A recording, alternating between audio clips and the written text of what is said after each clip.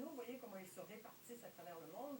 Plusieurs de ces cardinaux qui éliront le prochain pape ont d'ailleurs eux-mêmes été nommés cardinal par l'actuel pape Benoît XVI. Alors vous voyez comment ils se répartissent. Je pense que la plupart d'entre eux se trouvent en Europe. Il y en a aussi en Amérique latine, en Amérique du Nord, en Asie, en Océanie et en Afrique. Alors pour parler de ce qui s'en vient, je reçois la professeure Solange Lefebvre. Bonjour, Madame Lefebvre. Alors, est-ce qu'on peut dire d'abord du pontificat de Benoît XVI que c'est un pontificat plus traditionnaliste que réformiste de l'Église catholique? Ça dépend de quelle question on parle. C'est tout le problème de l'analyse d'une Église comme l'Église catholique qui comporte tellement de niveaux de discours.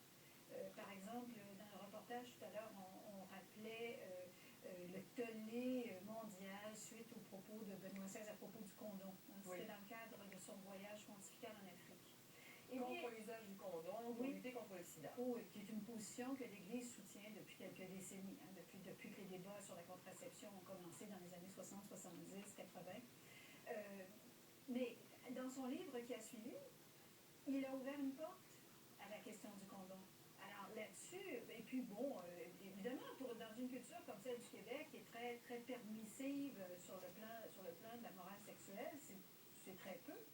Mais pour un pape en charge d'une institution mondiale où il y a des écarts de valeurs importants entre les continents. Vous savez, toute la morale familiale n'est pas la même en Amérique du Nord si on la compare à certains pays d'Afrique où l'Église est largement implantée, même à l'Amérique latine. Eh bien, c'était un pas considérable. Alors, diriez-vous sur quel niveau, donc? Bon, l'ordination des femmes, par exemple, il n'était pas très ouvert sur cette question. Non. Alors, depuis Jean-Paul II, que les débats ont été plus ou moins verrouillés, cette question-là, on sait très bien qu'elle n'aurait pas progressé sous Benoît XVI. Ce qui ne veut pas dire qu'elle ne le fera pas dans les prochaines années. Tout dépend. Par contre, sur la question des prêtres mariés, on sentait qu'il y avait une réflexion qui bougeait.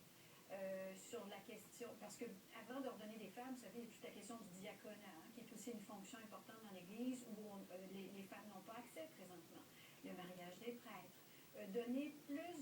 Confier plus de fonctions aux femmes aussi qui sont en pastorale.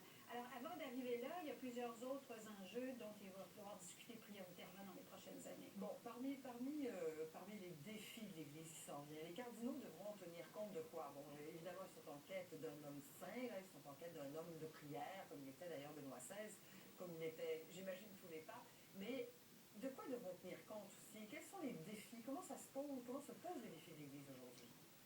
Moi, je vous dirais que, évidemment, ça va prendre un homme exemplaire pour que la réputation soit sauve. Avec tous les scandales qu'il y a depuis quelque temps, on veut quelqu'un à la réputation impeccable. Ce qui est le cas des cardinaux, d'ailleurs, il faut le dire. Mais un homme très intelligent, un homme parlant plusieurs langues, un homme capable de maîtriser la situation